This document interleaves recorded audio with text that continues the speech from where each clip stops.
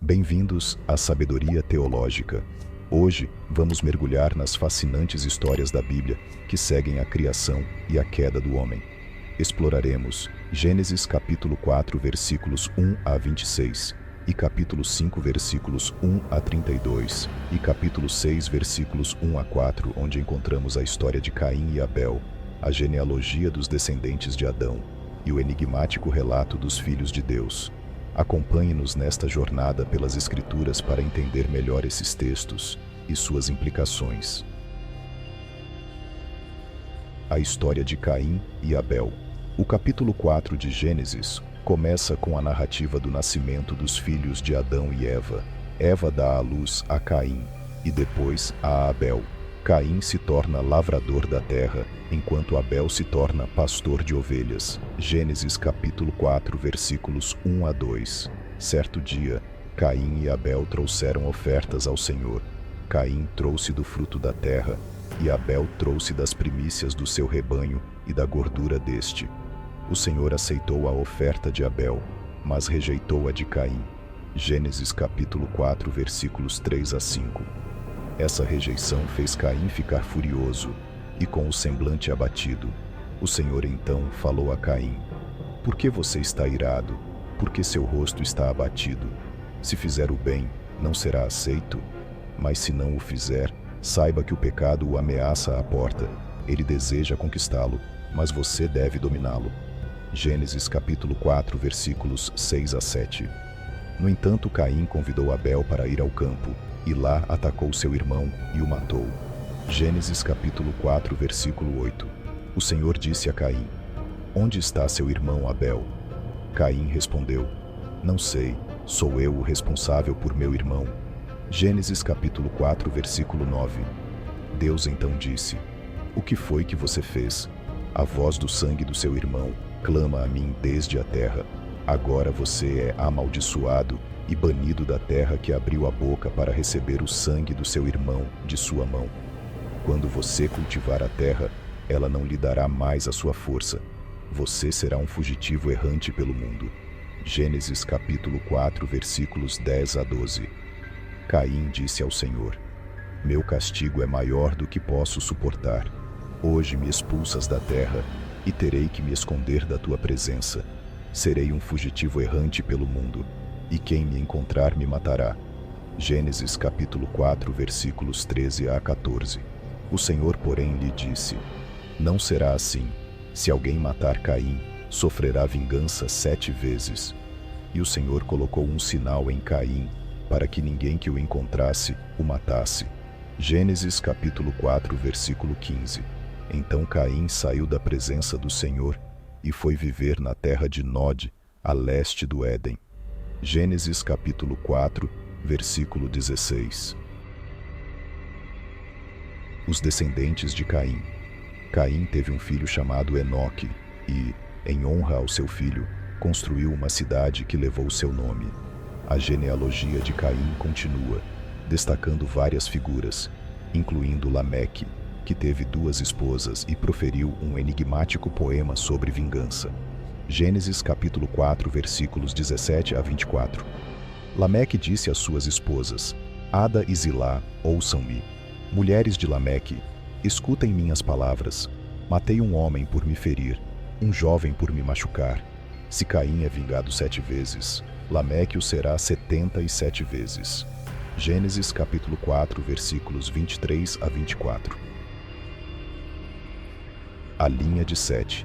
Depois da tragédia de Abel, Adão e Eva tiveram outro filho, chamado Sete. Eva disse: "Deus me concedeu um outro descendente no lugar de Abel, visto que Caim o matou." Gênesis capítulo 4, versículo 25. A partir de Sete, a linhagem de Adão continuou, e durante esse tempo, as pessoas começaram a invocar o nome do Senhor. Gênesis capítulo 4, versículo 26. A genealogia de Adão. No capítulo 5 temos uma genealogia detalhada desde Adão até Noé, destacando a longevidade dos patriarcas. Adão viveu 930 anos e gerou filhos e filhas. Sete viveu 912 anos e também gerou filhos e filhas. Gênesis capítulo 5 versículos 1 a 8. Essa genealogia enfatiza a continuidade da humanidade e a promessa de Deus de preservar a linhagem até o Salvador prometido. A longevidade dos patriarcas é um tema notável, refletindo um tempo em que a vida humana era significativamente mais longa do que hoje. Gênesis capítulo 5 versículos 9 a 20. Entre esses nomes encontramos Enoque, que andou com Deus e não foi mais visto, porque Deus o tomou. Gênesis capítulo 5 versículos 21 a 24. Noé e seus filhos. Finalmente chegamos a Noé, que é descrito como um homem justo e íntegro em sua geração.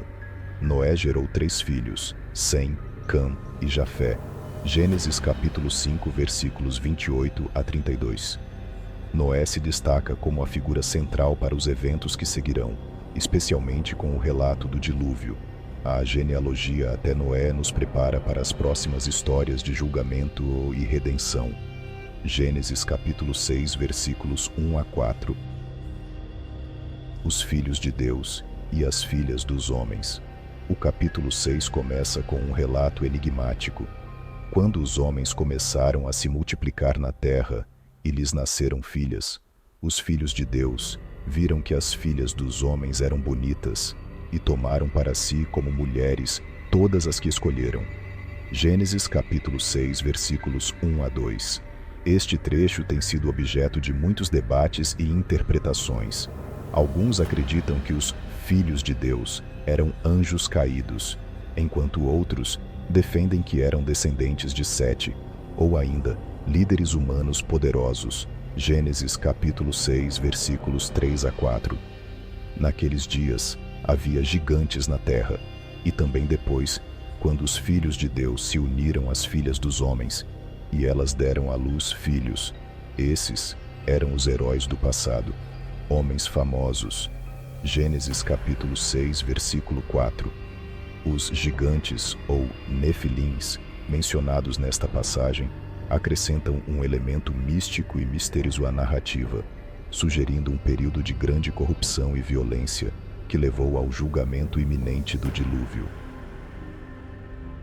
A história de Caim e Abel, a genealogia de Adão e o relato dos filhos de Deus e das filhas dos homens nos proporcionam uma visão profunda sobre os primeiros tempos da humanidade, suas falhas, suas realizações e os desafios morais e espirituais que enfrentaram.